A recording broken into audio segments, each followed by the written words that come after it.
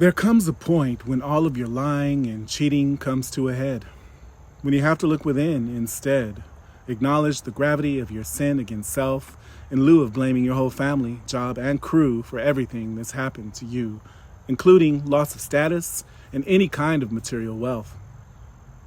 When you have to realize the truth and lie in the bed you've made, when your refusal to live a life of authenticity and integrity, fulfilling selfish needs, results in the onset of the dark night of the soul, the goal you were seeking all along, whether you realized it or not.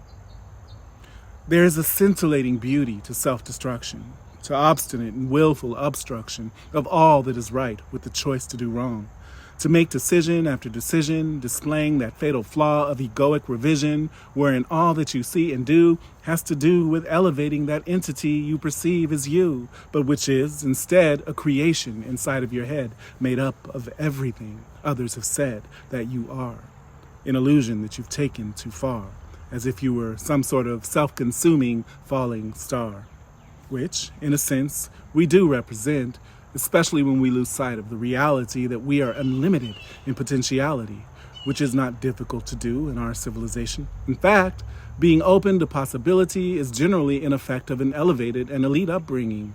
Most of us learn based upon what our parents earn, and so are relegated to educations designed for factory workers and farmers, not astronauts and professors. So it's easy to have a low opinion of oneself, to not be able to look into your own eyes in the mirror, to treat oneself as less than others, to smother all positivity that might arise with a decisive skewing of perception and a deliberate deception that is willful and subconscious too. It's something peculiar that humans can do, where we know inside what we are, and yet we let ourselves believe what our mental chatter says, that inner voice that never ceases during the night or through the day. We end up playing a game with ourselves in order to see just how far down the social and economic ladder in life we can proceed, and if we can indeed find ourselves amongst the weeds and the cast-off and lost tritus of society. Let me tell you, and this advice is free, that it sucks to hit rock bottom and know that it didn't have to be. To look back on your life and see exactly where you gave up your freedom, exactly who you allowed to take it from you, exactly where you lost that self-imposed air, where you stopped yourself from caring, where you found yourself staring into the void of your own self-image, your self-esteem obscured. When you hate yourself, you lie like nobody's business because you don't care what other people think of you. You don't care what you think of yourself. You'll do whatever it takes to stay out of trouble. You'll double down on whatever sound or deed makes people leave you be, that lets you descend to the lowest branches of the tree of life, living only at the subsistence level, dealing with others in the same frame of mind, and embroiled in the same kind of strife. It's a hell of a way of being.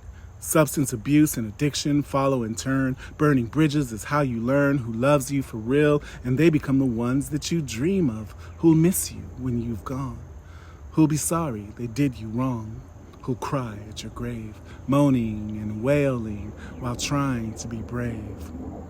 A dark, childish fantasy that leads to daydreams of selfish need and a lifetime of potentiality stifled by demons of dark intentions released. You'll arrive at a point where you see that the death is the next step. You'll be given the choice to take it or to reach out and ask for help. What happens at that point depends on you and whether you're too far gone to know what to do. Whether you can release that pain and think of the gain that will come by becoming yourself again. Rising from the darkness to spend your life in the light, regaling others with your tales of living right after living wrong for so long. A song of triumph over inner trials and tribulations you chose. Real experiences that showed you the depths of life's treasure trove of possibilities that swing between the poles of dark and light and the realms of wrong and right. When you make the choice to leave the cheating and lying behind, you level up, and that's what's up. You can feel the difference in your way of being, in how you are seen, and how integrity is freeing you from the chains of the past, and you disconnect from the old you and recognize the new milieu, where what you do becomes an eternal truth. And you finally have the proof you've sought all along. that you do indeed know who and what you are, beyond others' conceptions of what's right and who's wrong.